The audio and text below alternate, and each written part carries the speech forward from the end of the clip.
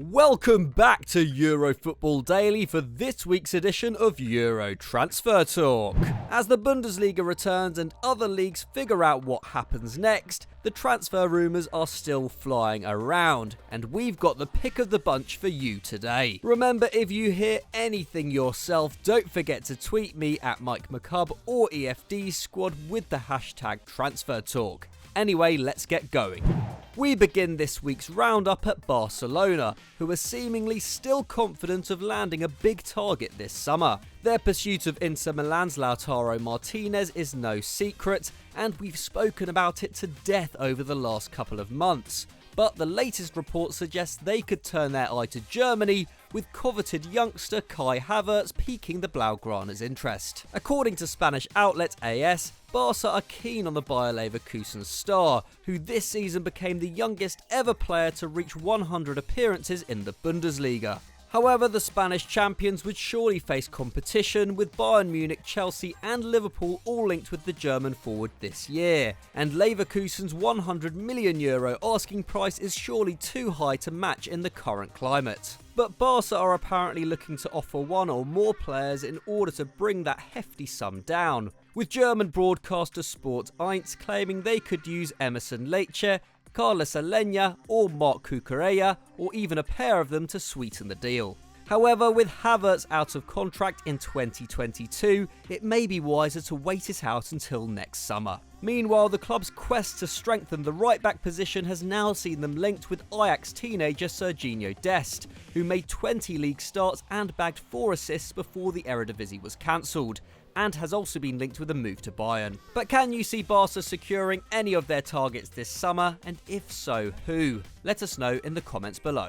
We now move briefly to English shores, as Arsenal striker Alexandre Lacazette looks to have got into hot water just as Premier League clubs have been given the all-clear to train again. And this latest incident once again brings into question the future of the 28-year-old, who has endured his most difficult season to date in 2019-20. Before mid-February, the Frenchman went on a 9-game run without scoring, leading to speculation that he'd be sold over Pierre-Emerick Aubameyang in order to generate transfer funds in the summer. And this week, a photo emerged of Lacazette inhaling nitrous oxide, something which has landed him in trouble with the club before. This also comes after an incident last month in which the striker was seen to be breaking social distancing guidelines, which Arsenal have also spoken to him about. With Mikel Arteta stating his intent on building the right culture in North London, Lacazette's actions can't have gone down well with the coach.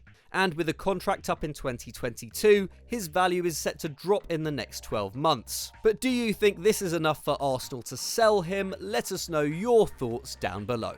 Before we move on to our next transfer rumour, just a quick reminder to subscribe to Euro Football Daily and hit the notification bell so you don't miss another great video like this one. We could really do with your support right now, and trust me, you will not regret it. There's plenty more where this came from. Anyway, let's move on. Over to Italy now, where the future of prodigious midfielder Sandro Tonali continues to make headlines. The youngster, who turned 20 this month, made his debut for Brescia back when he was just 17, and has been a key player for them ever since, gaining his first top-flight experience this term after helping the side to promotion from Serie B in 2018-19. And if his talents as a deep-lying playmaker weren't already obvious, he has provided 5 assists this season, despite Brescia being glued to the bottom of the table on 16 points. Over the last 12 months, Tonali has unsurprisingly been linked with moves to all of Italy's biggest clubs, as well as PSG and Liverpool, and has also won his first senior caps for the Azzurri, starring in big wins over Bosnia-Herzegovina and Armenia. But now it appears Inter Milan are in pole position to sign him, with French outlet Le Sport reporting that negotiations have broken down between his representatives and Juventus. This apparent revelation comes after a recent report in Corriere dello Sport which suggested Tonali was keen to play under Antonio Conte at the San Siro, and while he is valued at around €50 million, his current contract is up next summer, and a less expensive loan deal with an obligation to buy is being touted should he choose the Nerazzurri. But where would you go if you were Tonali, Inter or Juve? Let us know in the poll above.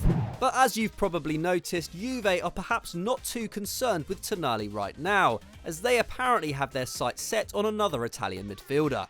Last week, news broke of a potential swap deal between the old lady and Chelsea, which would see Miralem Pjanic go to Stamford Bridge and Jorginho return to Serie A and reunite with Maurizio Sarri once more. But with Pjanic also a target for Barcelona, Chelsea have apparently revealed their asking price should Juve favour a straight cash transaction.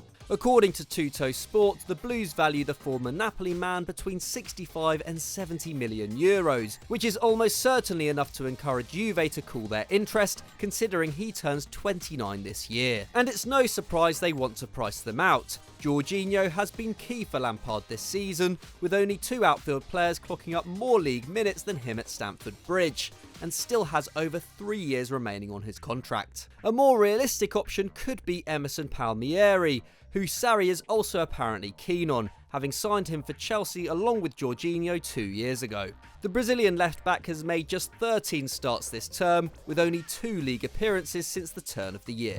Down in the Italian capital, it looks like Roma will also be missing out on one of their targets this summer, as their hopes of landing Chris Smalling on a permanent deal are apparently over. According to multiple reports, the financial downturn caused by the global health crisis means the club are unlikely to be able to meet Man United's £18 million asking price for the English centre-back. It's a shame for the Giallorossi, who have relied upon the 30-year-old massively this term, and also for Smalling, who has played every minute for which he's been fit in Serie A, the Coppa Italia and the Europa League. If he does return to Man United as is currently expected, the defender will likely be demoted to 3rd or 4th choice at Old Trafford. But it's still unclear whether Smalling would be in Ole Gunnar Solskjaer's plans for next season. And while his impressive form in Italy means he should have no shortage of suitors in theory, uncertainty in the transfer market could put off clubs from paying a relatively large fee for a defender of his age. It could be a long summer for Smalling.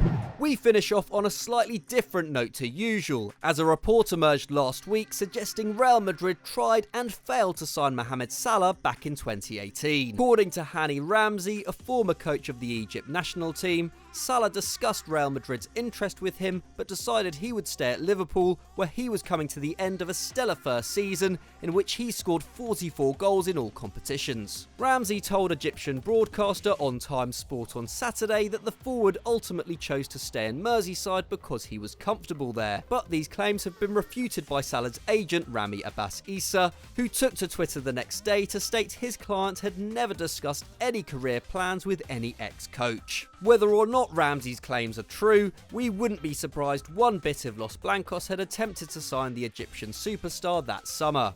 After all, his injury in the Champions League final assisted in Real lifting the trophy, and the impending departure of Cristiano Ronaldo had left them with a big hole to fill. Reds fans will be eternally grateful a move never materialised. So that's all we have time for on this week's Euro Transfer Talk. We hope you enjoyed it, and if you did, why not click on screen right now, as I'm sure it's another banging video. As always, don't forget to like the video and subscribe to Football Daily, and we'll see you next time.